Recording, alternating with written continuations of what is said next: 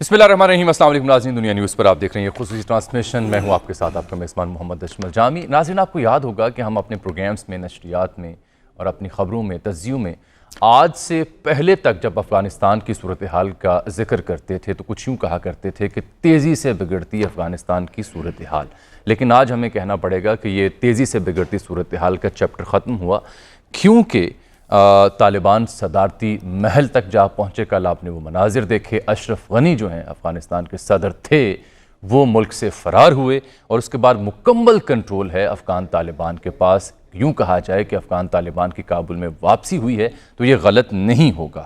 60 سے زائد ممالک ایسے ہیں جو اس وقت اپیل کر رہے ہیں کہ ان کے سفارتی عملے کی بحفاظت واپسی کو یقینی بنایا جائے۔ آج اقوام متحدہ کی سلامتی کونسل کا ہنگامی اجلاس ہو رہا ہے افغانستان کی صورتحال پر۔ طالبان نے یہ دعویٰ کیا ہے کہ وہ پورے افغانستان پر ان کا مکمل قبضہ ہے، کنٹرول ہے، اور صورتحال انتہائی نارمل ہے، کابل میں بھی اور گرد و نواح میں بھی۔ امریکی افواج البتہ افغانستان کی جو حامد کرزئی انٹرنیشنل ایئرپورٹ ہے وہاں پر موجود ہیں اپنے عملے کی ایویکویشن کے لیے۔ افغانستان کا جو یہ مرکزی ایئرپورٹ ہے یہ ایسے مناظر پیش کر رہا ہے جیسے عید کے موقع پر بادامی باغ یا پاکستان کے کسی بھی بڑے شہر کے لاری اڈے کے مناظر ہوا کرتے ہیں۔ اور افغانستان کی سیاسی اور مذہبی قیادت کا ایک اہم ترین وفد پاکستان میں بھی موجود ہے، پاکستانی قیادت سے ملاقاتیں کر رہا ہے۔ اور اس کے علاوہ اگلا لاہ عمل کیا ہوگا، طالبان کہتے ہیں جلد وہ اعلان کریں گے۔ البتہ کل تک کی ایسوسیٹڈ پریس کی خبر تھی کہ 3 رکنی رابطہ کونسل قائم کی گئی ہے جو ٹرانزیشنل گورنمنٹ بنے گی اس کے لیے، جس میں حامد کرزئی صاحب موجود ہیں، عبداللہ موجود ہیں اور گلبدین حکمت یار بھی موجود ہیں۔ جس طریقے سے حامد کرزئی کل فرار ہوئے اس کے اوپر حامد کرزئی کے اشرف غنی جس طرح سے فرار ہوئے اس کے اوپر اشرف غنی کے اپنے جو کلوز ایڈز تھے، ان کے مشیر تھے، ان کے سابق وزراء تھے، وہ لان تان کر رہے ہیں، افغان عوام ان پر لان تان کر رہی ہے۔ تو یہ جو اس قدر تیزی سے صورتحال بدلی، کیسے بدلی؟ امریکہ خود بھی اس کے لیے تیار نہیں تھا، خود اشرف غنی کو یقین تھا کہ اتنی جلدی ان کی تختہ نہیں الٹا جائے گا۔ اور اگلا مستقبل ہے کہ افغانستان کا، پاکستان کے اوپر کیا ذمہ داریاں ہیں اور پاکستان کا کردار ایک بار پھر کیوں انتہائی اہمیت کا حامل ہو چکا ہے۔ ان تمام موضوعات پر آج کے ٹرانسمیشن میں بات کریں گے۔ مجھے اسٹوڈیوز میں جوائن کر رکھا ہے سینئر تجزیہ نگار جناب حبیب اکرم صاحب نے، اسلام آباد اسٹوڈیوز سے ہمیں ساتھ حاصل رہے گا بیورو چیف سینئر صحافی جناب خاور گھمن صاحب کا، اور دفاعی امور کے ماہر جناب امتیاز گل صاحب بھی ہمیں جوائن کر چکے ہیں۔ سب سے پہلے میں خاور گھمن صاحب آپ کی جانب آ رہا ہوں۔ تازہ ترین اپڈیٹس تو ہم نے بیان کر دی کہ صورتحال ہے کیا، ایک گولی بھی نہ چلی کابل میں اور طالبان آن پہنچے، اور وہیں آن پہنچے جہاں سے وہ نکالے گئے تھے زبردستی۔ آپ اسلام آباد میں موجود ہیں، افغانستان کی اعلیٰ قیادت جو ہے اس وقت ان کے بڑے رہنماؤں کی وہ بھی موجود ہے، دفتر خارجہ میں ان کا استقبال بھی کیا گیا ہے۔ یہاں اسلام آباد میں اس صورتحال کو لے کر کے کیا پلان کیا جا رہا ہے، کیا اپڈیٹس ہیں، پاکستان کیا موقف اختیار کرے گا، کیا لاہ عمل اختیار کرے گا؟ دیکھیں، پچھلے 2-3 ہفتوں سے اسلام آباد میں جو موجود صحافی ہیں، ایک آدھ میٹنگ ایسی بھی ہوئی جس میں پورے پاکستان سے بڑے صحافیوں کو بلایا گیا اور ان کے ساتھ تمام جو نٹس اینڈ بولٹس شیئر کیے گئے، پاکستان کہاں پہ کھڑا ہے افغانستان کی صورتحال کے حوالے سے اور لاہ عمل کیا ہے۔ لاہ عمل ہمارا بہت ہی واضح ہے، وہ یہ کہ جس طرح کل بھی فارن منسٹر نے کہا کہ دیر از نو فیورٹ، اور افغانستان کے اندر ہم تمام جو وہاں پہ پارٹیز موجود ہیں ان کے ساتھ بات چیت کر رہے ہیں۔ اس میں طالبان ہیں، اس میں جو ناردرن الائنس والے ہیں وہ اس وقت اسلام آباد کے اندر موجود ہیں، باقی جو انٹرنیشنل فورسز ہیں دوحہ کے اندر موجود، زلمے خلیل زاد، ان کے ساتھ مسلسل ہم رابطے میں ہیں۔ سب سے اہم سوال جو آج کل پوچھا جا رہا ہے اسلام آباد کے اندر وہ یہی ہے کہ کیا ہم اگر کل کوئی ایسی صورتحال سامنے پیش آتی ہے کہ ہمیں طالبان کو ایکسیپٹ کرنا پڑتا ہے، ریکگنائز کرنا پڑتا ہے، تو اس حوالے سے جو میری بات ہوئی ہے تو جو لاہ عمل یہی ہے کہ ہم جو ساری دنیا کے ساتھ چلیں گے۔ ماضی کے برعکس، ماضی میں یاد ہے وہ ہوگا 1996 کے دوران پاکستان، سعودی عربیہ اور UAE نے صرف ایکسیپٹ کیا تھا طالبان کو۔ اس دفعہ ایسی کوئی جلد بازی کرنے کا کوئی ارادہ نہیں ہے۔ کوشش یہی ہے کہ ساری دنیا کے ساتھ مل کے، خاص طور پر جو علاقائی گھمن صاحب، یہ جو ایک اعلیٰ سطحی وفد افغان قیادت کا پہنچا ہوا اسلام آباد میں، اس بارے میں کیا اطلاعات ہیں؟ یہ پاکستان کی اعلیٰ قیادت سے ملاقاتیں بھی کر رہا ہے، یہ کس مشن پر ہیں؟ دیکھیں، بنیادی طور پر یہ تسلسل ہے پاکستان کی ان کاوشوں کا کہ ہمارا کوئی فیورٹ نہیں ہے، اور ہم اس وقت جتنی بھی پارٹیز ہیں افغانستان کے اندر موجود ہیں ان کے ساتھ بات چیت کر رہے ہیں۔ لیکن اگر دیکھا جائے آن گراؤنڈ تو یہ جو وفد اس وقت پاکستان کے اندر موجود ہے ان کے ہاتھ میں اب کوئی زیادہ وہ انفلوئنس ہے کوئی نہیں ہے.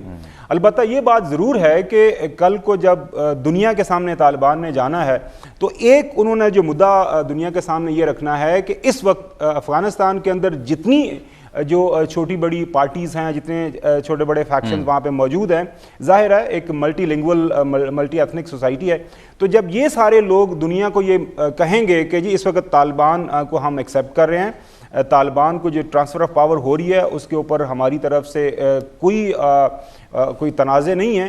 ایک چیز ہمیں ضرور ذہن میں رکھنی چاہیے کہ ماضی میں 1996 میں جب طالبان آئے تھے 2001 تک کچھ ایریاز افغانستان کے اندر ایسے موجود رہے کہ جہاں پہ طالبان کا قبضہ نہیں ہوا یا طالبان کی حکومت وہاں تک نہیں جا پائی تھی.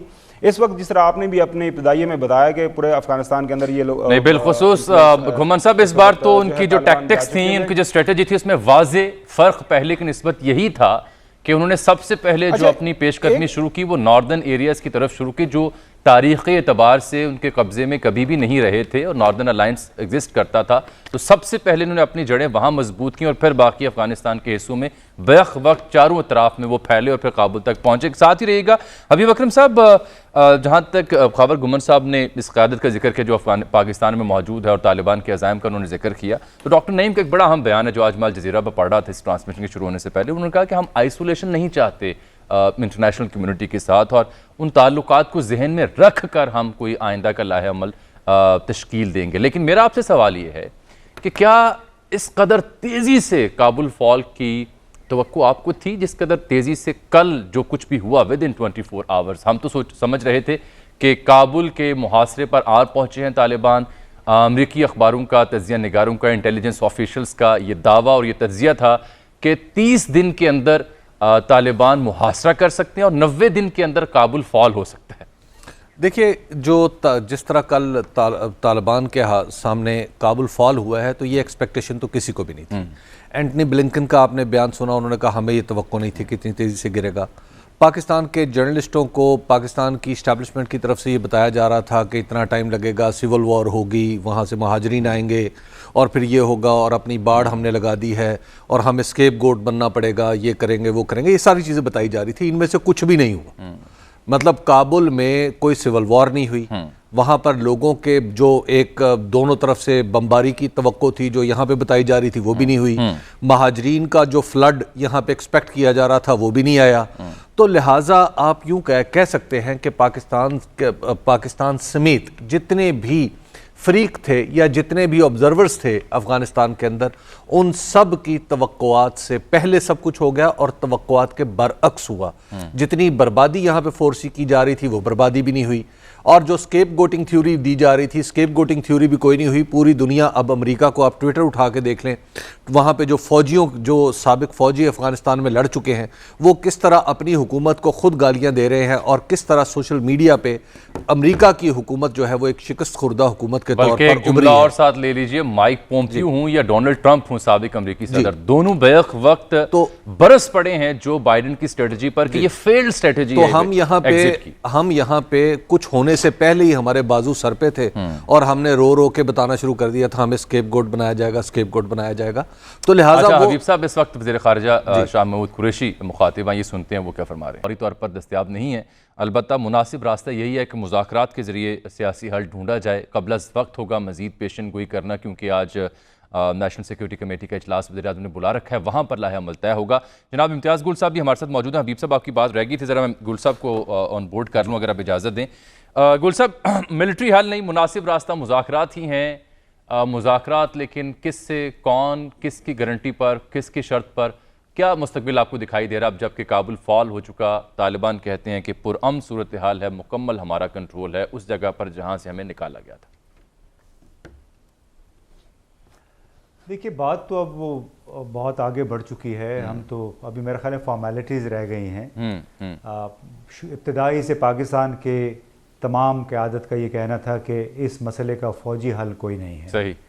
اب محض ایک شخص کی ہٹ دھرمی کی وجہ سے, یعنی اشرف غنی کی ذاتی خواہشات اور اس کی وجہ سے کابل اس صورتحال پہ پہنچا. اگر چند دن پہلے وہ تھوڑی سی لچک کا مظاہرہ کرتے تو ان کو اتنی ہزیمت کے ساتھ افغانستان سے نہ نکلنا پڑتا.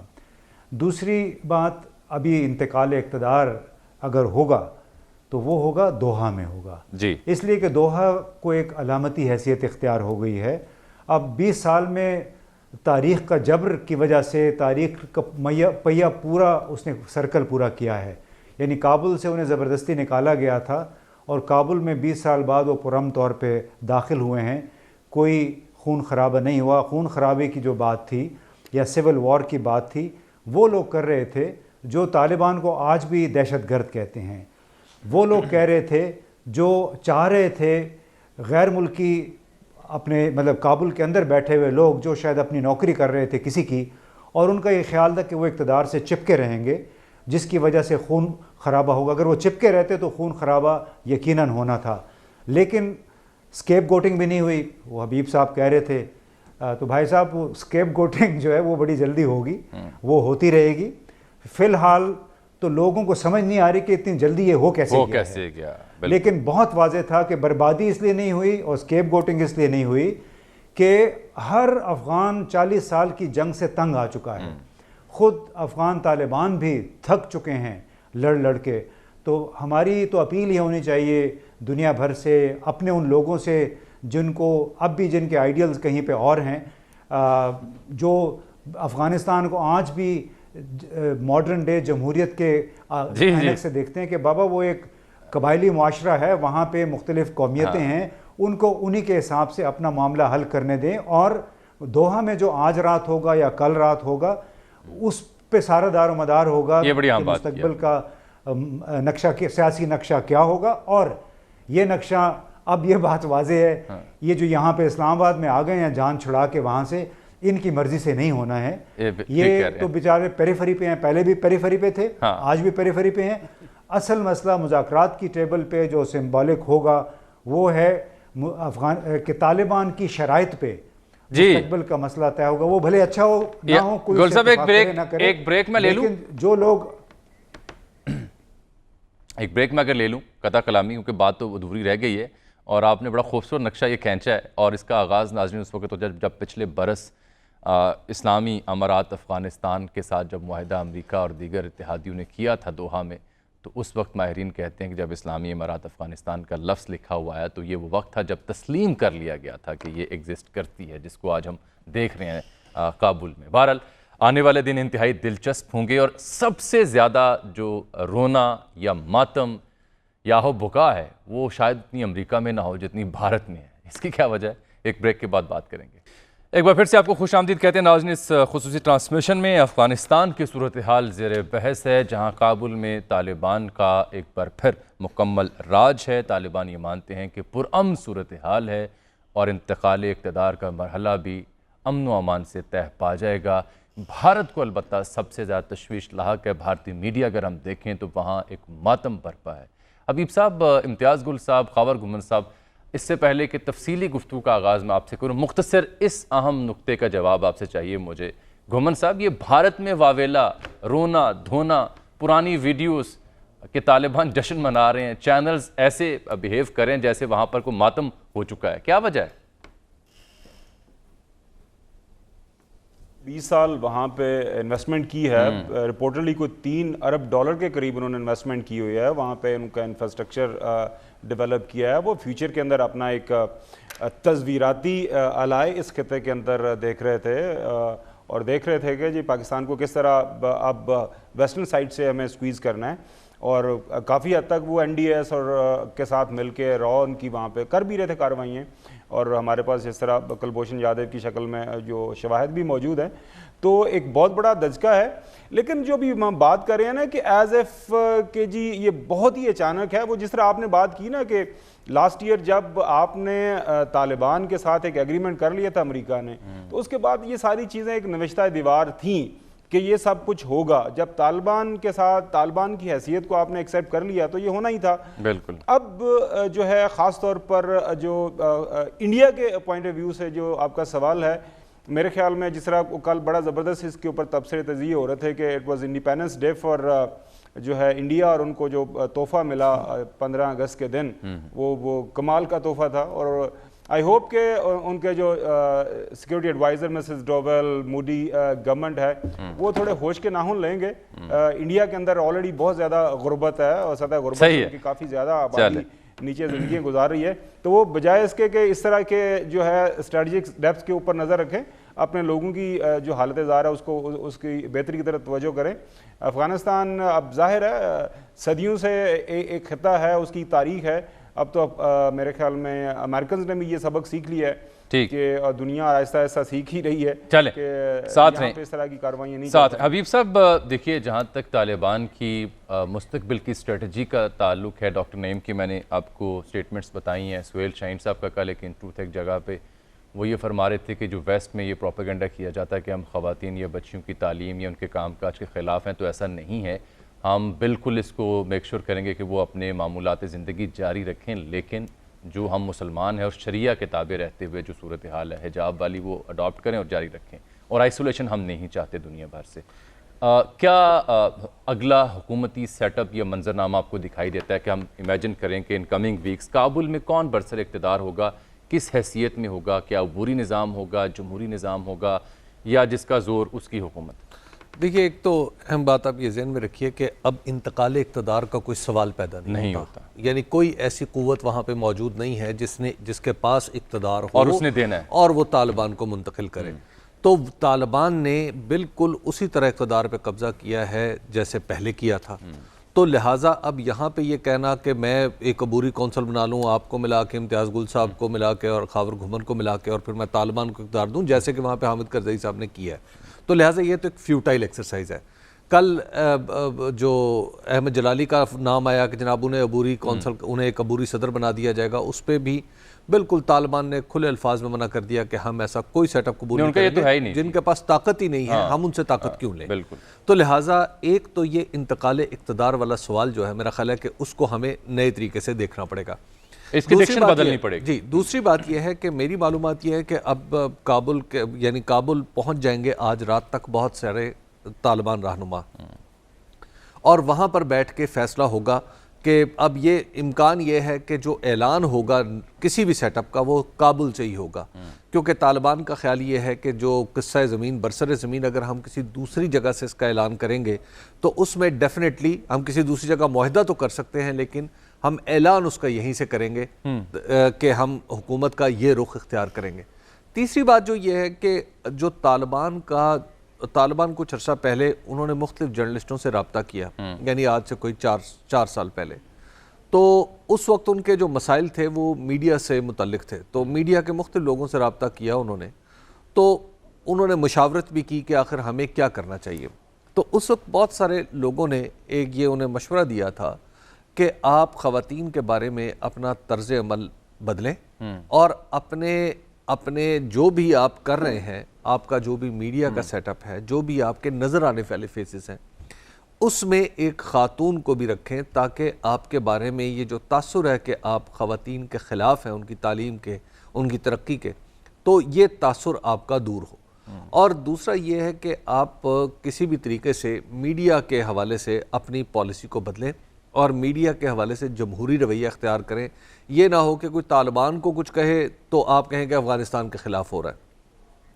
یہ باتیں جب ہوئیں تو اس وقت طالبان نے کچھ وہاں پہ جو لوگ موجود تھے انہیں یہ بتایا کہ جناب ہم کوشش تو یہ کر رہے ہیں لیکن ہماری اپنی بھی کچھ مجبوریاں ہیں، اور وہ مجبوریاں اس طرح کی ہیں کہ ہمارے جو کارکن ہیں، جو ہمارے فوجی یا جنگجو ہیں، جو نوجوان، اگر ہم ان کے سامنے خواتین کو لے کے آئیں گے تو دراصل پھر ہمارے اندر بھی ایک رد عمل پیدا ہونے کا خطرہ ہے.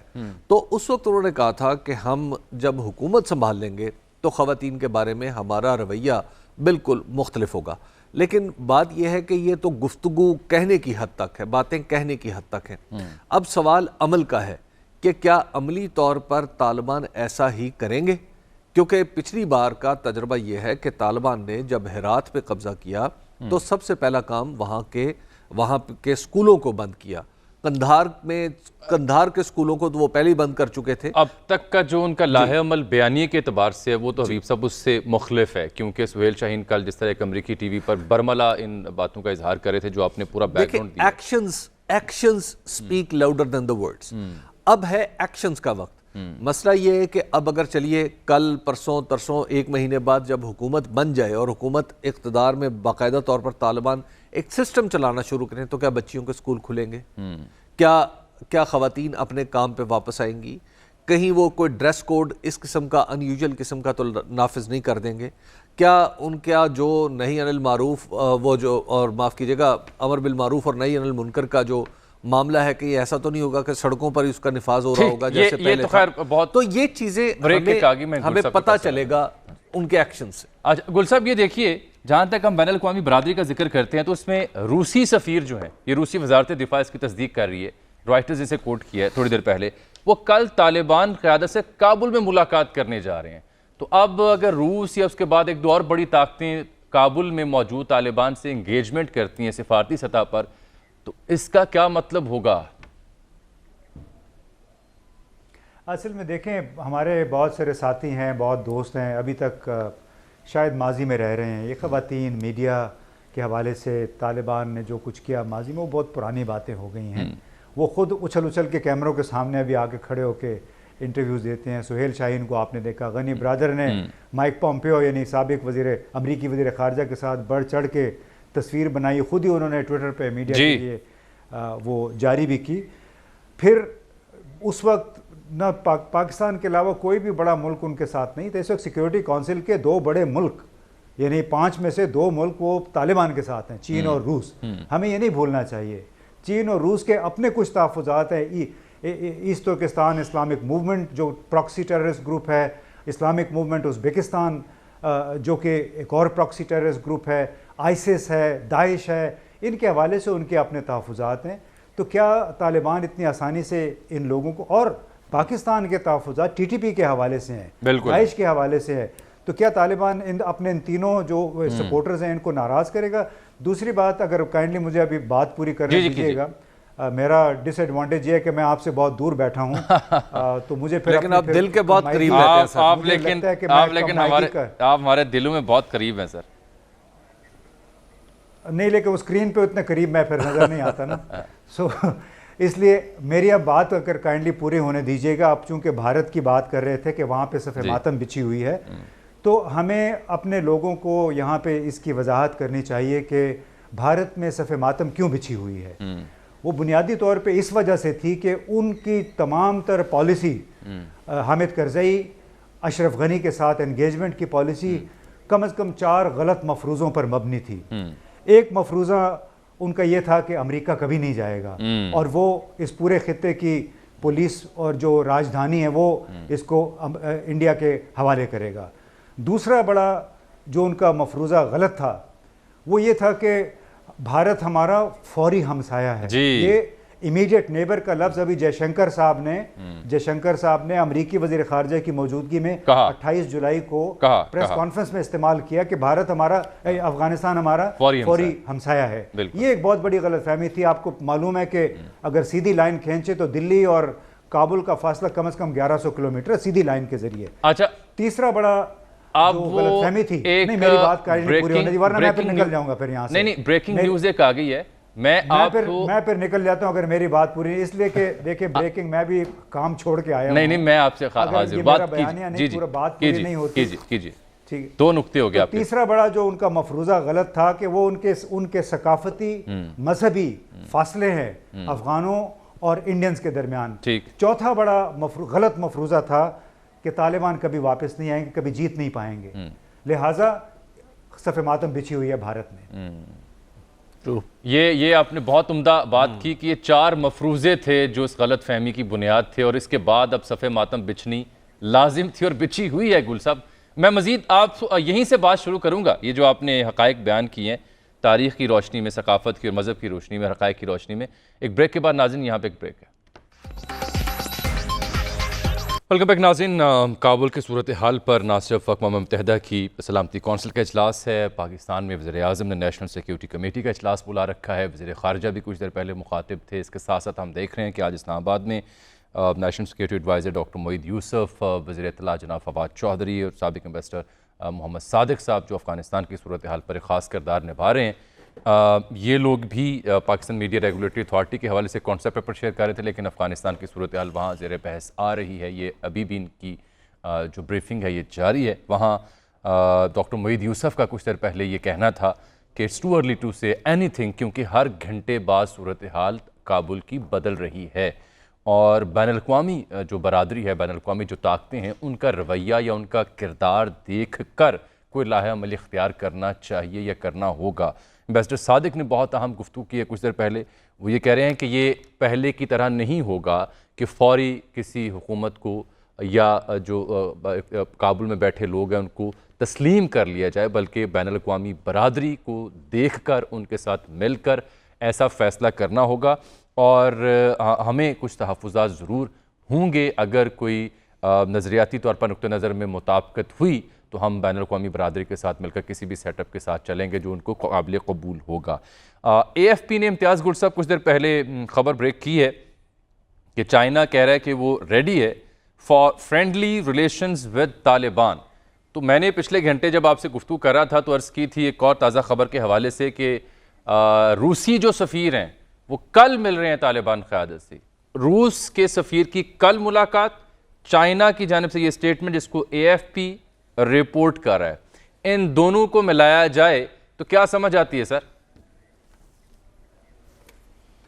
देखिए, इन दोनों की तो बाद में बात है। एंथनी ब्लिंकन अमरीकी वज़ीर ख़ारजा भी ये कह चुके हैं कि अगर तालिबान ने हुकूक़ इंसानी की खिलाफ वर्जी की तो उन्हें तस्लीम नहीं किया जाएगा। कुछ मिलते जुलते अल्फाज। तो इसमें बहुत वाज़ेह है कि ज़मीर काबुलोफ रूस के जो खुसूसी नुमाइंदे हैं वो पहले ही दोहा में मौजूद है। तमाम तर तवज्जो, तमाम तर तवानाइयाँ अब दोहा की तरफ जा रही हैं। अफ़गान सियासी क़यादत वहीं पे तालिबान की वहीं पे मौजूद है और जो कुछ अभी होना है मुस्तकबिल का सियासी ढांचा, उसकी कुछ शक्ल अगर आपको नज़र आएगी तो वो दोहा में होगी। मुझे ये लग रहा है कि रूसी हुकूमत तालिबान को उस मुआहदे के बाद जो दोहा में होगा तस्लीम कर लेगी। चीन में ये कहना है, क्योंकि चीनी वज़ारत ख़ारजा का ये कहना है कि उन्हें तवक्को है कि तालिबान हुकूक़ इंसानी का तहफ़्फ़ुज़ करेंगे। तो ज़ाहिर है तालिबान को इतने बेवकूफ़ हैं नहीं हैं जब उनके हमनवा दोस्त अगर ये मुतालबे कर रहे हैं। और वैसे बार बार इवन के सिराजुद्दीन हक़ानी के मुल्ला गनी ब्रादर ने तो कहा ही कहा, उनसे बहुत पहले सिराजुद्दीन हक़ानी अपना ही पैगाम दे चुके हैं कि हम एक मिसाली रिवायत कायम करेंगे अफ़गानिस्तान के अंदर हुकूक़ इंसानी के हवाले से, क्योंकि उन्हें मालूम है कि उनकी बदनामी हुई थी, कितने उनका ऑस्ट्रसाइज़ किया गया है। तो हम अगर ये फ़र्ज़ कर लें कि तालिबान एक ज़ॉम्बीज़ हैं, उनका सॉफ्टवेयर प्रोग्राम है जो जिसमें तब्दीली नहीं हो सकती, 20 साल में तब्दील नहीं हुए, तो ये बहुत भोलपन है। आखिर उन्होंने 5 स्टार हॉस्पिटैलिटी दोहा में उनकी हो रही है। रूस जब जाते हैं, चीन जाते हैं, वहाँ 5 स्टार बिजनेस क्लास में सफ़र करके जाते हैं, तो क्या इस चीज़ का उन पर असर नहीं होता? और दूसरा, जो तमाम उनके दोस्त ममालिक हैं उनके तहफ़्फ़ुज़ात लाजमी वो सामने रखेंगे। लिहाजा ये सिर्फ अब it's a matter of time कि ये कौन सा सियासी ढांचे का ऐलान होता है, आज रात होता है, कल होता है और उसको कौन फिर तस्लीम करेगा। बिल्कुल। रुस्तम शाह मोहम्मद साहब ने हमें ज्वाइन किया है, सीनियर तजिया निगार हैं, अफगानिस्तान की सूरत हाल पर दिहाइयों से नज़र रखे हुए। मोहम्मद साहब बहुत शुक्रिया आपके वक्त का। सर मैंने अभी अर्ज़ की कि AFP कोर्ट कह रहा है कि चाइना कह रहा है कि वो रेडी हैं for friendly relationships with Taliban और कल रूसी सफ़ीर भी उनसे मिल रहे हैं। हमारे यहाँ नेशनल सिक्योरिटी कमेटी का इजलास हो रहा है, अक़वाम मुत्तहिदा ने नेशनल सलामती कौंसिल का इजलास बुला लिया है। पुरम तरीके से तालिबान आए, गोली फायर नहीं हुई, प्रैक्टिकली सिविल वॉर नहीं हुई। ताज़ा इत्तलात या ख़बर क्या है आपके पास इस वक्त काबुल की? काबुल में मौजूद लोग क्या सोच रहे हैं, क्या उनके जहन में अगला नक्शा है? देखिए, तालिबान चंद दिनों में अपनी हुकूमत तश्कील देंगे। उन्होंने कहा है कि वो इंक्लूसिव होगी और सारे एथनिक ग्रुप्स को नुमाइंदगी मिलेगी। हज़ारा भी होंगे, ताजिक भी होंगे, तुर्कमन भी होंगे, उज़्बक भी होंगे। और उन्होंने लीडरों से, मुख्तलिफ़ फैक्शंस के जो लीडर हैं उनको भी उन्होंने इनवाइट किया कि आप आकर हमसे बात करें। 2-3 کی اسٹیٹمنٹس انہوں نے جاری کیے ہیں کہ ایک تو عورتوں کو مکمل آزادی ہوگی تعلیم کی، ملازمت کی، اور اقلیتوں کی حقوق کا تحفظ کیا جائے گا، افغانستان کی سرزمین کو کسی کے خلاف استعمال نہیں ہونے دیا جائے گا، اور حکومت جو ہے جیسے میں نے عرض کیا وہ انکلوزیو ہوگی۔ اور اس کے بعد ان کے جو چیلنجز ہیں، داعش سے نمٹنا ہے، ان کو افغانستان میں امن قائم کرنا ہے، اپنی ریٹ کو سارے افغانستان تک پھیلانا ہے، اور یہ ہونے کے بعد جو بڑا چیلنج ہے ان کے لیے، جو بہت بڑا تاریخی چیلنج اور ذمہ واری ہے ان پہ، افغانستان کی ریکنسٹرکشن اور ریہیبلیٹیشن کے حوالے سے انٹرنیشنل کمیونٹی کے ساتھ مل کے انہوں نے اس تاریخی کام کا آغاز کرنا ہے۔ وہاں پہ غربت آپ کو معلوم ہے کہ 60% سے زیادہ لوگ جو ہیں غربت کی لکیر سے نیچے زندگی گزار رہے ہیں، افیون کی پیداوار 7000 ٹن تک پہنچ چکی ہے، انٹرنلی ڈسپلیس لوگ اس وقت 35 لاکھ ہیں، روزانہ 1500 لوگ افغانستان چھوڑ کے ایران اور ترکی کی طرف جا رہے ہیں، ان امپلائمنٹ جو ہے وہ 65% تک جا پہنچی ہے، لوگوں میں بے چینی ہے، کرپشن انڈیمک ہے۔ تو ان چیلنجز کا سامنا ان کو کرنا ہوگا، اور وہ اس لیے بین الاقوامی برادری کے ساتھ ان کی الائنمنٹ اس لیے ضروری ہے، ان کی کوآرڈینیشن، کہ اکیلے ان خطرات کا، ان چیلنجز سے وہ نمٹ نہیں سکتے۔ ان کو وسائل کی بھی ضرورت ہے، ٹیکنالوجی کی بھی ضرورت ہے، مشینری کی بھی ضرورت ہے، اور ایکسپرٹیز کی بھی ضرورت ہے۔ رستم شاہ میمن صاحب، میں میمن صاحب سے ایک سوال پوچھنا چاہ رہا تھا۔ میمن صاحب، پچھلی بار جب طالبان آئے تھے تو انہوں نے ایکسپورٹ آف دیئر تھیوری کے تحت اپنی جو تھیوری تھی وہ پاکستان کو ایکسپورٹ کرنا شروع کر دی تھی۔ تو اب ہمارے پاس کیا ہم طالبان کی یہ سمجھ لیں کہ قلب ماہیت ہو چکی ہے، اور اب وہ اس طرح کا کوئی کام نہیں کریں گے کہ اپنی جو ان کا آئیڈیالوجی ہے وہ ہمیں ہماری طرف ایکسپورٹ کرنے کی کوشش کریں، یا یہاں کے لوگوں کو جیسے پہلے پناہ دیتے تھے اب بھی پناہ دینے لگے؟ دیکھیے، طالبان کی جو تحریک ہے وہ فنڈامنٹلی ایک ملک کے اندر ایک اسلامی نظام لانے کی تحریک ہے۔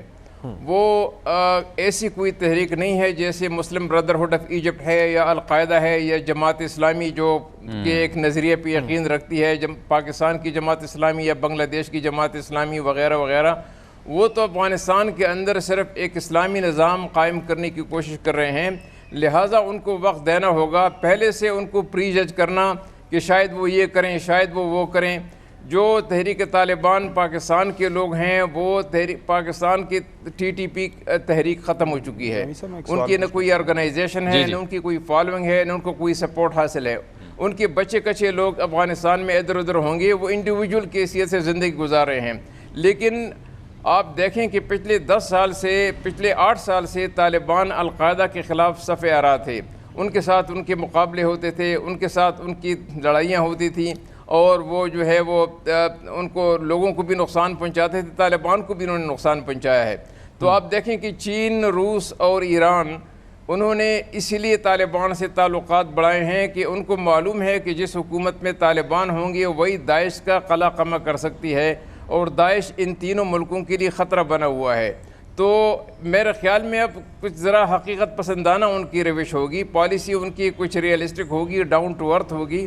وہ اپنی آئیڈیالوجی کے لے کے وہ ساری دنیا کو ایکسپورٹ کرنا، یہ ان کی بس کی بات نہیں ہے، اور میمن صاحب، ان کی یہ پالیسی رہی ہے۔ میمن صاحب یہ بتائیے گا کہ ملا عمر کی جس طرح اپنی آرگنائزیشن پر گرفت تھی، کیا ملا ہیبت اللہ کی گرفت بھی اسی طرح ہے، یا ڈائلیوٹ ہو کے اب یہ مشاورتی کمیٹیاں اور ان میں تقسیم ہو چکی ہے؟ نہیں، اس وقت تو ہے، اس وقت تو دیکھیں کہ ملا یعقوب جو ملا عمر کے پرزین ہیں وہ بھی ان کے ساتھ ہیں، سراج حقانی جو کہ حقانی صاحب کے بیٹے ہیں وہ بھی ان کے ساتھ ہیں، اور باقی جو دھڑے ہیں وہ بھی ان کے ساتھ ہیں۔ اب آگے دیکھا جائے گا کہ ان کی تنظیم کس حد تک متحد ہے، اور ان میں کچھ اختلافات تو ہر جماعت میں ہوتے ہیں، کچھ لوگ ایک رائے رکھتے ہیں، کچھ دوسری رائے رکھتے ہیں، لیکن میں سمجھتا ہوں کہ فنڈامنٹل ایشوز پہ، بنیادی ایشوز پہ ان کا جو ہے وہ ایک ہی ہے، کنسنسس ہے، اور دیکھا جائے گا کہ اگر ان میں کوئی اتفاقی پیدا ہوتی ہے تو اس کا تنظیم پہ یا افغانستان پہ کیا اثرات پڑیں گے یہ ہم نے آگے جا کر دیکھنا ہے۔ لیکن اس وقت جی میں آتا ہوں خواجہ صاحب، رستم صاحب بات پوری کر لیجئے گا۔ خاور صاحب بھی آپ سے مخاطب ہونا چاہ رہے ہیں، پہلے آپ اپنی بات پوری کر لیجئے گا۔ رستم شاہ محمد صاحب۔ جی، اس وقت ہمیں کوئی ایسے آثار نظر نہیں آ رہے کہ ان میں جو ہے مختلف وہ پلز ان پشز ہیں، اور بعض لوگ ایک طرف کھینچ رہے ہیں، بعض لوگ دوسری طرف کھینچ رہے ہیں۔ اب دیکھیں کہ قطر کا جو دوحہ میں جو اجلاس ہے وہ بھی انہی سے انسٹرکشن لے کے وہ بات کرتے ہیں۔ جب تک ان سے انسٹرکشن نہ لیں، مجلس شورا سے انسٹرکشن نہ لیں، تو ان کو کوئی اپنی وہ نہیں ہے۔ تو اور یہ جو ہیبت اللہ خونزادہ وغیرہ ہیں جن کو پاکستان نے قید میں بھی رکھا تھا 8 سال، یہ ملا عمر صاحب کے ساتھ تحریک کے بانیوں میں شامل ہیں، تو ان کی قدر و منزلت ہے، اور وہی اس وقت لیڈ کر رہے ہیں نیگوسیشن کو، اور میں سمجھتا ہوں کہ آئندہ حکومت میں بھی ان کا کچھ ضرور نہیں، آپ وہ برادر صاحب کی بات کریں، ملا ہیبت اللہ تو وہیں رہے، آپ برادر عبدالغنی برادر کی بات کریں۔ عبدالغنی برادر کی میں بات کروں، ہاں مطلب ہیبت اللہ خونزادہ تو امیر ہیں اس کے سارے اس کے بالکل ٹھیک کہہ رہے ہیں آپ، بالکل یہ جو نام آپ لے رہے ہیں، جہاں تک حبیب صاحب کا سوال تھا اس میں ظاہری بات ہے ہیبت اللہ اخونزادہ صاحب کو مرکزی حیثیت ہے، پھر ملا عمر کے صاحبزادے ملا محمد یعقوب ہیں، اور اس کے بعد اگر ہم بات کریں تو پھر سراج الدین حقانی، ان کا آپ نے بھی ذکر کیا، اور ملا عبدالغنی برادر بھی ہیں اس میں شامل، شیر محمد عباس ٹینکزئی۔ یہ رستم شاہ صاحب بڑی اہمیت کی حامل یہ شخصیت ہیں، کیونکہ اس سے ظاہر ہوتا ہے جو آپ بات کر رہے تھے کہ وہ باقی جو ایتھنیسٹیز یا باقی جو گروہ ہیں ان کی نمائندگی بھی ان کی ٹاپ لیڈرشپ میں موجود ہے، چاہے وہ شیر محمد عباس ٹینکزئی صاحب ہوں یا عبدالحکیم حقانی صاحب ہوں، تو ان کی شمولیت وہاں موجود ہے۔ خاور گھمن صاحب ہمارے بیورو چیف سینئر تجزیہ نگار ہیں، وہ بھی آپ سے مخاطب ہونا چاہ رہے ہیں۔ جی گھمن صاحب۔ اچھا میمن صاحب، پاکستان کا سب سے بڑا مسئلہ ہے ٹی ٹی پی کا افغانستان کی سرزمین کے اوپر موجود ہونا، اور ریسنٹلی ہم دیکھ رہے ہیں کہ کچھ واقعات کے اندر اضافہ بھی ہوا ہے، دہشت گردی کے واقعات۔ تو آپ کی نظر میں کس حد تک جو موجودہ قیادت ہے طالبان کی ہماری اس گزارش کو یا ہمارے اس کنسرن کو ایڈریس کر پائے گی کہ ٹی ٹی پی کے جو لوگ موجود ہیں افغانستان کے اندر ان کو وہ سمجھائیں، گرفتار کریں، کلا کما کرے، جو بھی طریقہ کار اپنانا ہے انہوں نے؟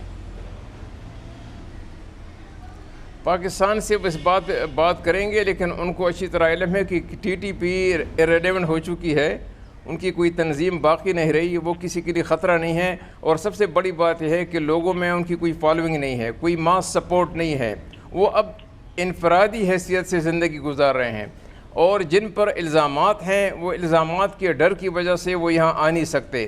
لیکن دیکھا جائے گا کہ پاکستان ان سے کیا مطالبہ کرتا ہے۔ اگر پاکستان ان سے مطالبہ کرتا ہے کہ ان کو پکڑ کے ہمارے حوالے کیا جائے تو یہ مطالبہ ہو سکتا ہے، لیکن اس وقت یہ وقت نہیں ہے، کیونکہ ان کو بڑے چیلنجز درپیش ہیں۔ سب سے پہلے تو انہوں نے سارے ملک میں جو ہے وہ امن ڈیلیور کرنا ہے، لوگوں کو جو بے چینی وغیرہ ہے، لوگوں کو جو پریشانی ہے کہ پتہ نہیں کیا ہوگا، اس کو دور کرنا ہے، اور جو اکنامک چیلنجز ہیں ان سے نمٹنا ہے۔ اس کے بعد یہ جو بچے کچے لوگ ہیں، 20 ہیں، 50 ہیں، 100 ہیں، 200 ہیں، جتنے بھی ہیں، رستم صاحب یہ آپ بنیادی طور پر تو درست نشاندہی فرما رہے ہیں، لیکن جی بنیادی طور پر تو آپ درست نشاندہی کر رہے ہیں، لیکن مسئلہ یہ ہے کہ حالیہ دنوں میں چاہے وہ لوور دیر میں پولیس وین پہ حملہ ہو، داسو کا واقعہ ہو، یا اس طرح سے 3-4 اور واقعہ جو بالکل 3-4 ہفتوں میں پیش آئے ہیں، اس میں ہم دیکھتے ہیں کہ ٹی ٹی پی ان کی ذمہ داری قبول کر رہی ہے۔ ایک اور رپورٹ کے مطابق ان کی 5000 کے قریب نفری موجود ہے افغانستان میں۔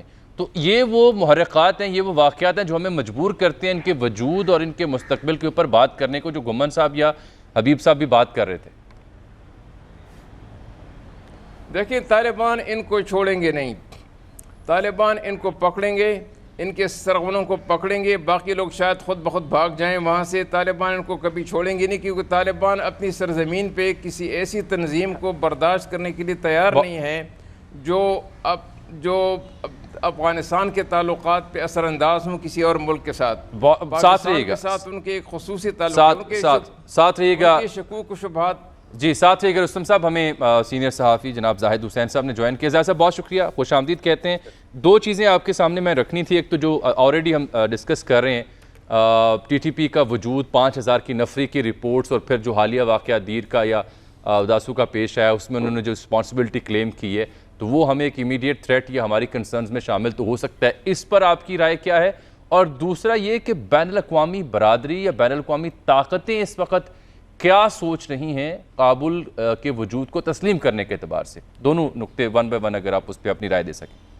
دیکھیں، جہاں تک ٹی ٹی پی کا تعلق ہے اور افغان طالبان کا تعلق ہے، یقینی طور پہ ان کے آبجیکٹو میں فرق ضرور تھا۔ جبکہ ٹی ٹی پی کا جب وجود آیا تھا تو اس میں جو ہے ان کا مقصد یہ تھا کہ وہ اپنے جو بھی ان کے خیالات، جو نقطہ نظر ہے یا نظریات تھے، اس کو زبردستی نافذ کیا جائے کوئی۔ لیکن افغان طالبان کا محور جو تھا وہ افغانستان میں لڑائی کا تھا۔ لیکن اگر دیکھا جائے تو ورلڈ ویو لوگ دونوں تنظیموں کا ایک ہی تھا، کیونکہ ٹی ٹی پی کے جو بھی سربراہان تھے جو انہوں نے فارم کیا تھا، ان میں سے خاصی اکثریت ان لوگوں کی تھی جو کہ افغان طالبان کے ساتھ بھی وہ افغانستان میں لڑتے رہے تھے۔ تو یہ بات صحیح ہے کہ افغان طالبان نے ان کو کبھی اس طرح سے ان کی جو ٹیررسٹ کارروائیاں تھیں اس کو اون نہیں کیا۔ لیکن ابھی دیکھنا یہ ہے کہ کیا وہ تعلقات جو ہیں وہ کس نوعیت کے بن کے آتے ہیں۔ مجھے یہ اس بات پر صحیح کہہ رہے ہیں رسول صاحب کہ وہ جو ہے وہاں پہ کوئی اجازت نہیں دیں گے کہ پاکستان میں اس قسم کے حملے ہوں، لیکن یہ کہ جہاں پہ 5-6 ہزار لوگوں کی ایک تعداد موجود ہے جہاں پہ بارڈر کے اس پار، تو پھر اس کو سنبھالنا بھی کافی مشکل ہو جاتا ہے۔ تو خطرات تو پاکستان کے لیے ہوں گے۔ اب دیکھنا ہے کہ طالبان جو ہے ان کو کس طرح سے قابو میں کرتے ہیں، وہ بھی ایک چیلنج ہے۔ جہاں تک بین الاقوامی ریکگنیشن کا معاملہ ہے، دیکھیں بعض چیزیں جو ہے بہت صاف کر دی ہیں ممالک میں کہ وہ اس وقت تسلیم کریں گے تو اس حکومت کو جبکہ ایک انکلوسیو حکومت ہو، اور اس کے ساتھ ساتھ جو ہے اس کے بعد یہ بھی ہے کہ جو ہیومن رائٹس ہیں وہاں پہ وہ موجود ہوں، خواتین کی تعلیم اور خواتین پہ کام پہ کوئی پابندی نہ ہو۔ تو یہ میرا خیال یہ کہ یہ ایک بنیادی ایک خاکہ ہے جس کی بنیاد پہ جو ہے یہ کہا جا سکتا ہے کہ طالبان کو تسلیم کریں گے یا نہیں کریں گے، اور اس پہ ایک کنسنسس بنا ہوا ہے۔ یہ صرف نہیں ہے کہ ایک ملک کی بات ہے، یہ دوحہ جو اناؤنسمنٹ تھی اگر آپ اس کو دیکھیں جو کہ ٹرائیکا پلس کی، جس میں پاکستان کا ممبر ہے، انہوں نے ایک واضح طور پہ ایک دیا ہے کہ اگر طالبان اس پہ اترتے ہیں تو ان کو تسلیم کیا جائے گا۔ ایک بات ضرور ہوئی ہے کہ طالبان نے یہ چیز اب نہیں آئی ہے کہ وہ ملٹریلی جو ہے وہ انہوں نے قبضہ کیا ہے، جس طرح سے کل جو ہے وہ کابل گرا ہے یا قبضہ کیا طالبان نے، وہ بغیر کسی مزاحمت کے لحاظ سے جس میں مزاحمت کی انہوں نے کیا ہے، تو اس لحاظ سے جو ہے وہ ابھی تک ان پہ اس طرح کی تنقید نہیں ہوئی ہے۔ لیکن اگر ابھی دیکھنا یہ ہے کہ کیا طالبان جو ہے ان جو کہ ان کے احتیاط سے انہوں نے وعدے بھی کیے ہیں اس پہ پورا کرتے ہیں یا نہیں کرتے ہیں۔ ایک سب سے بڑا جو چیلنج آئے گا طالبان کی حکومت کو، دو چیزیں ہیں۔ ایک تو صحیح بات ہے کہ جو آپ اگر اس کی دوحہ کے لیڈرشپ کی آپ کونسل کی بات دیکھیں تو ان کی طرف سے جو بات آتی ہے اس میں ایک اعتدال پسندی ہمیں نظر آتی ہے ضرور، اور اس میں جو بات کی جا رہی ہے وہ یہ بھی کہتے ہیں کہ خواتین میں اس قسم کی پابندی نہیں ہوگی جو کہ پہلے طالبان کی حکومت تھی۔ لیکن اصل میں دیکھنا یہ ہے کہ جو فیلڈ کمانڈرز ہیں جو کہ 20 سال سے جو وہاں پہ لڑ رہے ہیں ان کا رویہ کیا ہوگا، مختلف جو گورنرز بنائیں گے، جو مقامی مسئولین ہوں گے وہ کیا بیہیو کرتے ہیں، یہ بڑا اہم نقطہ ہے۔ سر ایک بریک آ گئی ہے، بات کو آگے جاری رکھیں گے، اور ایک اب نقطہ یہ بھی ہے کہ کیا چین، روس یا ٹرائیکا پلس کے علاوہ ترکی، ایران، چین، روس اور پاکستان ان کے ساتھ مل کر کیا حکومت کابل کی کو تسلیم کرے گا، یا پاکستان کا رخ سعودی عرب اور امریکہ کے بیانیے کے ساتھ ہوگا؟ اس ڈیبیٹ کو بھی آگے بڑھائیں گے ایک بریک کے بعد۔ ہمارے ساتھ رہیے گا، یہ ٹرانسمیشن ابھی جاری ہے۔ ایک بار پھر سے ناظرین اس ٹرانسمیشن میں آپ کو خوش آمدید کہتے ہیں۔ ہمارے ساتھ اسٹوڈیو میں تشریف رکھتے ہیں جناب حبیب اکرم صاحب، جناب خاور گھمن صاحب، جناب رستم شاہ محمد صاحب جوائن کیا ہمیں، جناب میجر جنرل ریٹائرڈ اعجاز آوان صاحب نے۔ آپ کو سب کو ایک بار پھر سے خوش آمدید کہتے ہیں۔ جیسے کہ ہماری قیادت بھی کہہ رہی ہے، پوری دنیا کہہ رہی ہے کہ افغانستان کابل کی صورتحال ایسے بدل رہی ہے کہ اگلے گھنٹے یہ علم نہیں ہے کہ کیا ہونے جا رہا ہے۔ تو صورتحال میں تمام نظریں کابل کی صورتحال پر ہیں، تمام نظریں بین الاقوامی طاقتوں کے رویے پر ہیں، چین ہو یا روس، وہ تو ایسی انڈیکیشنز دے رہے ہیں کہ فرینڈلی ٹائز رکھنے کو وہ تیار ہیں طالبان کے ساتھ، اور امریکی وزیر خارجہ بھی یہ کہہ چکے ہیں کہ ان کے رویے کے بعد ہم اگر مطمئن ہوئے تو ان کے ساتھ فرینڈلی ریلیشنشپس ہم رکھ سکتے ہیں۔ مفہوم ان کی اسٹیٹمنٹ کچھ یوں بنتا ہے۔ پاکستان کے ہاں بھی قومی سلامتی کمیٹی کا اجلاس وزیر اعظم طلب کر رکھا ہے، اقوام متحدہ کی سلامتی کونسل کا اجلاس بھی آج ہونے جا رہا ہے۔ حبیب اکرم صاحب، کیسے کابل فال ہوا، ایکسپیکٹیشنز کیا تھیں، یہ باتیں ہم کر چکے۔ اب ایکسپلور کرنے کی ضرورت اس بات پہ ہے کہ جو ملا عمر کے طالبان تھے ان میں اور جو اب کی قیادت ہے ان میں فیصلہ سازی کیا اسی طرح سے ہوتی ہے؟ طریقہ کار کیا ہوتا ہے؟ یہ تو ذرا واضح کریں نا۔ دیکھیں ملا عمر کے دور میں فیصلہ سازی کا طریقہ کار یہ تھا کہ وہ ملا عمر کی ڈسکریشن تھی کہ وہ جب چاہیں علماء کو بلا لیں۔ مثال کے طور پہ انہوں نے 95 میں علماء کو بلایا قندھار میں، اور قندھار کے شہروں، قندھار کی گلیوں میں ان کے لیے ارینجمنٹ کیا گیا۔ ظاہر افغانستان میں اس وقت ان کے پاس وسائل نہیں تھے، اور پھر وہاں پہ ایک خرقہ یہاں جناب صلی اللہ علیہ وسلم موجود ہے قندھار کی، ایک جو منسوب کیا جاتا ہے ان سے، تو وہ خرقہ پہن کے ایک چھت کے اوپر نمودار ہوئے، اور انہوں نے وہیں سے انہوں نے مینڈیٹ لیا ان علماء سے، مختلف اطراف و اکناف سے افغانستان کی علماء، اور وہاں سے انہوں نے ایک مینڈیٹ لیا کہ آئندہ کے لیے وہ امیر المومنین ہوں گے اور ان کی اطاعت کی جائے گی۔ اس کے بعد پھر یہ معاملہ، چونکہ وہ بانی بھی تھے اس تحریک کے، تو تمام تر معاملات جزیات کے ساتھ ان تک رپورٹ کیے جاتے تھے۔ آخری دنوں میں صورتحال مثال کے طور پہ میں آپ کو قطر دفتر کے قیام کی کہانی سناؤں تو قطر دفتر میں کہ پہلے یہ طے پایا کہ کہیں ہم ایک دفتر جو ہے نا، جب امریکہ نے کہا کہ آپ وہ کچھ سلسلہ جمبانی ہوا ڈائلاگ کے لیے کہ دفتر بنایا جائے، تو اس دفتر کا فیصلہ نہیں ہو پا رہا تھا۔ دفتر کے لیے سعودی عرب بھی منتخب کیا جا رہا تھا، پاکستان کے بارے میں بھی بات ہو رہی تھی، ترکی کے بارے میں بھی بات ہو رہی تھی۔ تو اس وقت ملا عمر کے پاس جب یہ معاملہ گیا تو ملا عمر کی جو رائے تھی پھر وہ غالب آئی۔ ملا عمر نے ایک شرط رکھی کہ ہمارا دفتر کسی ایسے ملک میں قائم ہوگا جہاں جو سوویت یونین کے خلاف لڑائی میں شامل تھا، وہ نہیں ہونا چاہیے۔ نمبر 2، ایسا ہونا چاہیے کہ اس کے مجاہدین ہمارے ساتھ مل کے نہ لڑے ہوئے ہوں، اور نمبر 3 کہ وہ اس کے جو ہم نے اس سے کوئی یعنی ہماری وہ امداد بھی نہ ماضی میں کر چکا ہو اس طرح کی، تو پھر وہ قطر پہ اور وہ مسلمان ملک ہو۔ تو ان خصوصیات پہ ملتا جلتا تقریباً صرف قطر پورا اترا۔ اب بھی ایسے ہی فیصلہ ہوتا اچھا، اس کے بعد پھر یہ فیصلہ بالکل طریقہ کار بدل دیا گیا۔ جب منصور اختر آئے تو اس وقت کچھ عرصے کے لیے، یعنی چونکہ ملا عمر پہلے ہی وفات پا چکے تھے، منصور اختر کا اعلان بعد میں ہوا تھا، تو درمیان میں ہی ایک باقاعدہ طور پر کمیٹی بن چکی تھی علماء کی جو دراصل چلاتی تھی، لیکن وہ نام ملا عمر کا چلتا تھا۔ پھر جب یہ سامنے آ گیا کہ ملا عمر وفات پا چکے ہیں، تو پھر ملا منصور اختر اور اب ملا ہیبت اللہ اخنزادہ کے معاملے میں پھر یہ ہوا کہ باقاعدہ طور پہ کمیشنز بنائے گئے۔ اچھا، جیسے وہ کمیسون کہتے ہیں فارسی میں، تو وہ کمیشنز بنائے گئے، جیسے امیر متقی ہیں جو دعوت تبلیغ کے ہیں، اور اس وقت افغانستان میں وہ کافی حد تک جو سرنڈر ہے بالخصوص جنوبی افغانستان میں انہوں نے شروع کروایا، جس کا نتیجہ نکلا کہ آج افغانستان پورے کا پورا اور اس میں پھر عام معافی بھی شامل، تو عام معافی بھی شامل ہے۔ تو امیر احمد اللہ خان متقی جو ہے وہ اس میں شامل، وہ کمیشن کی صورت میں چلے اب وہ کمیشن کی صورت پھر میں ابتدا میں دیکھیے کہ پھر ابتدا میں جب ملا یعقوب جو صاحبزادے ہیں ملا عمر کے، تو ملا یعقوب اور ملا عمر کے ایک بھائی تھے، ان دونوں نے کچھ چاہا کہ انہیں قیادت میں حصہ ملے، لیکن اس وقت طالبان نے کہا کہ یہ کوئی روایتی تنظیم نہیں ہے کہ جہاں پہ آپ بیٹا ہونے کی بنیاد پہ، بھائی ہونے کی بنیاد پہ وراثت کا دعویٰ کریں۔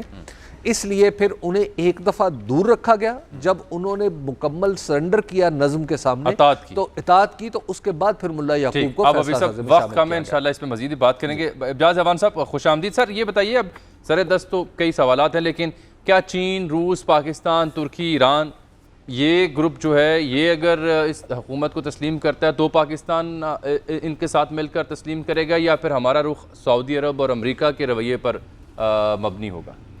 نہیں، میں نہیں سمجھتا، میں سمجھتا ہوں ہمارا رخ پاکستان انٹرسٹ کی طرف ہوگا، کیونکہ ان تمام کنٹریز کی انسیکیورٹیز ہیں، سینسٹیوٹیز ہیں with regards to افغانستان۔ صحیح۔ اب افغانستان سے انسیکیورٹی چائنا کو ہے AIM کی وجہ سے، اور چیچنیا کی وجہ سے، اور یہاں جو تنظیمیں ہیں ان کی وجہ سے رشیا کی انسیکیورٹیز ہیں، تحریک طالبان پاکستان اور بلوچستان ڈسیڈنٹ ایلیمنٹس کی وجہ سے ہماری انسیکیورٹیز ہیں، اسی طرح ایران کی اپنی انسیکیورٹیز ہیں۔ تو دیکھنا یہ ہے کہ ان انسیکیورٹیز کو طالبان کس طریقے سے ایڈریس کرتے ہیں، کیسے ایشور کراتے ہیں کہ یہ ممالک اس طرح انسیکیور فیل نہ کریں۔ ایک یہ ہے، اور ایک براڈ بیسڈ ہے، اگرچہ کوئی بندہ طالبان کو ڈکٹیٹ نہیں کر سکتا کہ طرز حکومت کیا ہوگا، نظام کیا ہوگا، افغانستان کا نام کیا ہوگا، these are foregone conclusions, उनको कोई डिक्टेट नहीं कर सकता, लेकिन अपने मफाद की खातिर अपनी इनसिक्योरिटीज को एड्रेस करने का मुतालबा लेजिटिमेट है, जायज है। अगर ये कंट्री समझेंगी कि इनकी इनसिक्योरिटीज को एड्रेस कर रहे हैं तालिबान और वहाँ पे उनकी सॉइल इस्तेमाल नहीं होगी, जिस तरह उन्होंने दोहा एग्रीमेंट में अमेरिका को भी अश्योर करवाया है, तो फिर तस्लीम करने में कोई हर्ज नहीं होगी। लेकिन मैं ज़ाती तौर पे समझता हूँ कि पाकिस्तान को पहल करने की ज़रूरत नहीं है, पहले देख लें कि कितना स्टेबल निज़ाम बन गया है, किस तरीके से अब निज़ाम आगे चलता है, और फिर उसके बाद डिसीजन होगा। ठीक, ख्वाबा घुमन साहब, देखिए इंटेलिजेंस फेलियर की हम बात करते हैं, CIA, NDS, रॉ, क्या क्या नहीं था अफ़गानिस्तान में, और पाकिस्तान के इदारों के ऊपर जिस तरह हमला किया जाता था मल्टीपल अकाउंट्स के ज़रिए और मल्टीपल प्रोपेगेंडा टेक्निक्स के ज़रिए, तो अब कुछ साया ऑफ रिलीफ तो होगा इस्लामाबाद पिंडी में? यकीनी तौर पर जब तालिबान आ गए हैं तो इस हवाले से तो मेरे ख्याल में कोई परेशानी नहीं होगी। लेकिन जो बुनियादी सवाल है ना जामी साहब, जो इंतकाल इक़्तिदार की हम बात कर रहे हैं, इंतकाल इक़्तिदार एक ज़ाविये से तो हो गया कि तालिबान काबुल के अंदर आ गए हैं और पूरे अफ़गानिस्तान के ऊपर उनका कब्ज़ा हो गया, लेकिन रियल टाइम इंतकाल इक़्तिदार जो है तालिबान को उस वक्त होगा क्योंकि ये एक लैंड लॉक्ड कंट्री है। जब रीजनल जो पार्ट्स हैं या इनके हमसाया ममालिक हैं वो उनको इंटरनेशनली एक्सेप्ट करेंगे, और उसके साथ साथ जो ग्लोबल वर्ल्ड है, P5 कंट्रीज़ हैं, हम क्यों ये भूल जाते हैं कि एक दुनिया है, दुनिया का निज़ाम है, किसी मुल्क का जहाज़ किसी दूसरे मुल्क में उड़ के नहीं जा सकता जब तक आपको एक इंटरनेशनल एक्सेप्टेंस ना हो। आजकल तो इस तरह के स्ट्रिंजेंट किस्म के इंटरनेशनल कवानीन मौजूद हैं कि जिनको आपको अबाइड करना पड़ेगा। लिहाजा मेरे ख्याल में तालिबान की मौजूदा क़यादत ज़ाहिर है वो एक लंबी जदोजहद के बाद इस मौके के ऊपर पहुंच गए हैं। अब आगे उनको देखना है कि उनको दुनिया के साथ किस तरह चलना है। लिहाजा वो जो अब ये सारे माजी के किस्से हैं कि जी 1996 में क्या हुआ, तो अभी उनकी वहाँ पे किस तरह का वो निज़ाम लेके आएंगे, उनको दुनिया के साथ चलना है। रिसेंटली एक बैकग्राउंड ब्रीफिंग थी, बाई चांस जनरल साहब अभी उस ब्रीफिंग में मौजूद थे, तो वहाँ पे हमें बताया गया कि जब ये अमेरिका के साथ इनका एग्रीमेंट हुआ तो वो जो एग्रीमेंट जामी साहब जो अंग्रेज़ी पेश की गई, वो जो एग्रीमेंट इनको मुल्ला ब्रादर को, तो उसमें तो उन्होंने 7 अंग्रेज़ी की गलती निकाल के ज़ल्मे खलील साहब को दे दी कि जनाब आला इसकी अंग्रेज़ी ठीक करें, ये अंग्रेज़ी ठीक नहीं है। लिहाजा वो जो तालिबान जो मौजूदा लीडरशिप है वो वेल रेड है। हमें ये भी बताया गया कि वो हमसे ज़्यादा जो इंटरनेशनल कम्युनिटी वहाँ पे इस वक्त दोहा के अंदर मौजूद है, उनसे ज़्यादा वो पढ़े लिखे, वो पूरी तैयारी के साथ हर जगह के ऊपर मौजूद होते हैं। लिहाजा उम्मीद यही की जा रही है कि वो दुनिया के साथ मिलकर चलेंगे। यही नहीं बल्कि ये जो बड़ा लतीफ़ नुक्ता से और ये जो मामला था मेरे ख्याल में इसको वो अच्छे तरीके से एड्रेस कर पाएंगे। ये बड़ा इसके बगैर दिलचस्प कोई नहीं है। हाँ, बड़ा दिलचस्प नुक्ता आपने बयान किया है, बड़ा उम्दा मालूमात आपने शेयर की है। उसका एक सबूत ये भी है कि सुहेल शाहीन साहब आपने रिवायती लहजे में जब अंग्रेज़ी में गुफ्तगू करते हैं तो लहजा तो कुछ और होता है, लेकिन ग्रामर के अतबार से दुरुस्त गुफ्तगू फरमा रहे होते हैं। कल भी वो जब ख़वातीन के मामले पर बात कर रहे थे तो इंटरव्यू उनका सुनने से ताल्लुक़ रखता था, चाहे आपको पसंद हो या ना हो। और दूसरा फिर ये भी इत्तलात परसों चौथ आई जब काबुल के करीब पहुंच गए तालिबान के कुछ हेलीकॉप्टर्स भी फ़िज़ा में देखे जो तालिबान अपने रिवायती हुलिये में ही उड़ा रहे थे। रुस्तम शाह मोहम्मद साहब, आप ये फरमाइएगा कि क्या अभी भी हम कह सकते हैं कि जो इलाक़ाई ताकतें हैं वो असर रसूख का इस्तेमाल कर पाएंगी तालिबान पर, या तमाम तर ताकतों को सिर्फ अब देखना तालिबान के रवैये पर होगा? देखिए, कुछ वक्त उनको दें। पहली बात तो ये है कि अगर कोई ताकत, रीजनल ताकत उनको तस्लीम नहीं करती तो मुझे बताएं कि दूसरा ऑप्शन उनके पास क्या है।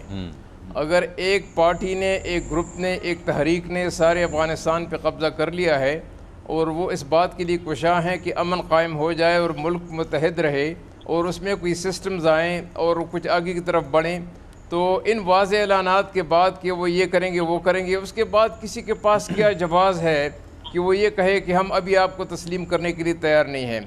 मैं मानता हूँ अमेरिका के पास इस वक्त जवाज़ है और वो जवाज़ ये है कि तालिबान उनके टेरर लिस्ट पर हैं, तो अगर वो 2 महीने 4 महीने लगाए तो कोई उनको ब्लेम नहीं करेगा। लेकिन कंट्रडिक्शन तो वाज़े है, जिसको आप टेररिस्ट तंजीम कहते हैं उसके साथ अमेरिका ने 1.5 साल तक मुज़ाकरात किए, फिर उनके साथ मुआहदा भी किया اور پھر ان کو وائٹ ہاؤس آنے کی دعوت بھی دی، جو بعد میں بعض وجوہات کی بنا پہ وہ وزٹ تو نہیں ہو سکا، لیکن ان کو دعوت دی تھی کہ آپ وائٹ ہاؤس آ کر پریزیڈنٹ ٹرمپ سے ملیں۔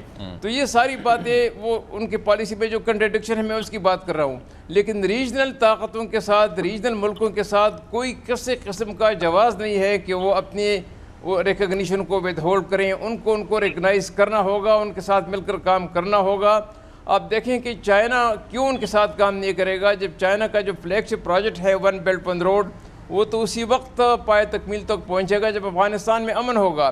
تو چائنا تو وہاں ایک بہت بڑا انویسٹر ہے، چائنا کے تو وہاں پہ بہت بڑے پروجیکٹس ہیں، اور اس کے ساتھ ساتھ جو سی پیک اور ون بیلٹ ون روڈ ہے، اسی طرح پاکستان کے تو بہت زیادہ مفادات وابستہ ہیں، سینٹرل ایشیا کے لوگوں کے بہت جو کنیکٹیوٹی کا پروجیکٹ چل رہا ہے چین کی مدد سے، اس کنیکٹیوٹی کے پروجیکٹ سے تو بہت زیادہ فائدہ پہنچے گا سینٹرل ایشیا کے ممالک سے، اور یہ یہاں جنوبی ایشیا کے ممالک کو سب سے زیادہ فائدہ پہنچے گا۔ تو ان کو پاس تو تسلیم نہ کرنے کا تو کوئی آپشن ہی نہیں ہے۔ میں سمجھتا ہوں کہ اس پہ تو ہم بحث ہی نہیں کر سکتے کہ آیا پاکستان تسلیم کرے گا یا نہیں کرے گا، یا جو ہے چین تسلیم کریں گے یا نہیں کریں گے۔ بالکل ٹھیک حبیب صاحب، آپ کچھ ایڈ کرنا چاہیں؟ جی میں عرض کرنا چاہ رہا ہوں، دیکھیے کہ کچھ چیزیں ہیں جو کچھ چیزیں یہ رستم شاہ محمد صاحب نے جو چیزیں بیان کی ہیں، یہ صورت واقع ہے۔ بات یہ ہے کہ پاکستان کے پاس پاکستان کا 2600 کلومیٹر کا بارڈر ہے۔ پاکستان اگر آئندہ جلد یہ فیصلہ نہیں کرتا تو، کیونکہ یہ بہت سارے کام ہیں جو پہلے کرنے چاہیے تھے، میں پہلے سے عرض کر رہا تھا کہ پاکستان کو کابل پر قبضے سے پہلے اپنے تمام جو افغانستان کے پڑوسی ہیں ان کو اکٹھا کر کے کوئی مشترکہ لائے عمل اختیار کرنا چاہیے، لیکن اب سب سے زیادہ دباؤ جو ہے وہ پاکستان پہ آئے گا کہ 2600 کلومیٹر کا بارڈر ہے، افغانستان کی تمام تر سپلائی جو ہے وہاں پر کھانے پینے کی چیزوں سے لے کر پیچیدہ ترین مشین تک سب کی سب چیزیں پاکستان سے گزر کے جاتی ہیں۔ تو کیا ہم ایک ایسی ریاست کے ساتھ ڈیلنگ کر رہے ہوں گے، ایک ایسی ریاست کے ساتھ معاملہ طے کر رہے ہوں گے جس کو ہم تسلیم نہیں کرتے؟ تو لہٰذا پاکستان کے پاس تو وقت زیادہ کم ہے۔ چین اگر نہیں جاتا وہاں پہ تو یہ ہمارے لیے بلیسنگ ان ڈسگائز ہے کہ اگر چین کا اور روس کا سفارت خانہ کام کرتا رہتا ہے تو وہاں پر ہم بھی اپنی انڈورسمنٹ جو ہے موجودہ حکومت کو دینے میں جلدی کر سکتے ہیں۔ ہمارے جو افغانستان کے جتنے بھی پڑوسی ہیں ان کے پاس یہ زیادہ ٹائم نہیں ہے۔ امریکہ یس ٹائم لے سکتا ہے، انگلینڈ والے بڑے آرام سے کہہ سکتے ہیں ہم اگلے سال فیصلہ کریں گے، ہمارے لیے فیصلے کا وقت جو ہے وہ بہت ہی چھوٹی ونڈو ہمارے پاس ہے۔ سارے جو ایشوز ہائی لائٹ کیے ہیں نا حبیب اکرم صاحب نے، یہ سارا بلو پرنٹ تیار ہو چکا ہوا ہے، کچھ بریفنگز کے ذریعے ہمارے ساتھ یہ شیئر بھی کیا گیا ہے، اور یہ سارے کنسرنز آلریڈی جو ہے انڈر دا ریڈار ہیں، اور آپ دیکھیے گا کہ اس حوالے سے کسی طرح بھی کوئی پریشانی نہیں ہوگی اور چیزیں بڑی سموتھلی چلیں گی۔ ریجنل لیول کے اوپر بھی تمام جو ہے خاص طور پر چائنا، رشیا کے ساتھ سارے معاملات آلریڈی جو ہے کافی ایڈوانس سطح کے اوپر اچھا ویسے مجھے نہیں لگتا خاور، مجھے نہیں لگتا، اس کی وجہ یہ ہے، یہ بالکل آپ کی اطلاع درست ہے کہ آپ لوگوں کے ساتھ یقیناً کچھ چیزیں شیئر کی گئی ہوں گی، لیکن میں انڈرسٹینڈ نہیں کرتا کہ پاکستان کی ریاست اتنی تیز قدمی کے لیے تیار تھی۔ اس کی وجہ یہ ہے کہ کل آپ کے ہمارے جو وزیر خارجہ ہیں وہ ملتان میں بیٹھ کے انہوں نے اپنی پریس کانفرنس کا آغاز محرم کی سیکیورٹی سے کیا۔ اس کے بعد آج ہمارے نیشنل سیکیورٹی ایڈوائزر کہہ رہے ہیں کہ ہمیں نہیں پتا، ہمیں پتہ نہیں چلا کہ اتنی تیزی سے واقعات رونما ہوں گے۔ تیسری بات یہ ہے کہ خود امریکہ کو یہ پتہ نہیں چلا، اینٹنی بلنکن کا بیان آن ریکارڈ ہے کہ ہمارا خیال تھا کہ یہ جو فوج ہے یہ کھڑی رہے گی۔ دیکھیے ہم نے بہت سارے کام، دیکھیے ہم نے کام مس آؤٹ کیے ہیں، اور یہ جو کنڈیاں لگا کے ایک مارجن دیجیے آپ دونوں حضرات، یہ جو جہاں تک شاہ محمود قریشی صاحب کا ذکر ہے تو یہ تو دیکھیں نا، وہ ملتان شریف میں گئے ہوئے ہیں، گدی نشین ہیں، پیر صاحب ہیں، اور اگر تو وہ اسلام آباد، لاہور، کراچی ہوتے تو صورتحال ڈیفرنٹ ہوتی۔ جامی صاحب یہ کوئی تفنن کی بات نہیں ہے، یہ جو کنڈیاں لگا کے پالیسیاں بنانے کا طریقہ ہے نا افغانستان میں، اس سے پہلے 1995 میں ہم یہی غلطی کرتے تھے، ٹھیک، ہم کنڈیاں لگاتے تھے اور پالیسیاں بناتے تھے۔ یہ کنڈیاں لگا کے پالیسی بنانے کا طریقہ بالکل غلط ہے، اس آپ کو کھولنا چاہیے۔ آج آپ کا ایک اہم ترین لیڈر، آپ اس کو مانے یا نہ مانے، مولانا فضل الرحمان کہہ رہے ہیں کہ ہم انہیں مبارک دے رہے ہیں۔ آپ کیا کر رہے ہیں؟ آپ نے انٹرنلی کسی قسم کا کوئی کنسنسس بلڈ نہیں کیا۔ اس پہ تو واقعتاً ایک آپ یہ کنڈیاں لگا کے پالیسی بنانا اور بعد میں خود ہی اکیلے بیٹھ کے کہنا کہ جناب ہم نے بڑی کامیابی حاصل کر لی ہے، یہ دنیا پہلے بھی جانتی ہے. نقطہ اپنی جگہ، لیکن میں گھومن صاحب آپ سے ایگری اس لیے کروں گا، بریگیڈیئر صاحب جنرل صاحب آپ سے بات کرتا لیکن وقت ختم ہو گیا، کہ واقعتاً اس ساری صورتحال کے تناظر میں پالیسی سازوں نے، ریاست نے کچھ پلانز بنا رکھے تھے، اور ظاہری بات ہے یہ پلانز بر وقت ہی منظر عام پر لائے جاتے ہیں، وقت سے پہلے منظر عام پر لا کر آپ پبلک نہیں کرتے، دنیا کو نہیں بتاتے کہ ہم یہ سوچ رہے ہیں. ایک بریک اور اس کے بعد آپ دیکھ پائیں گے نیوز بلیٹن.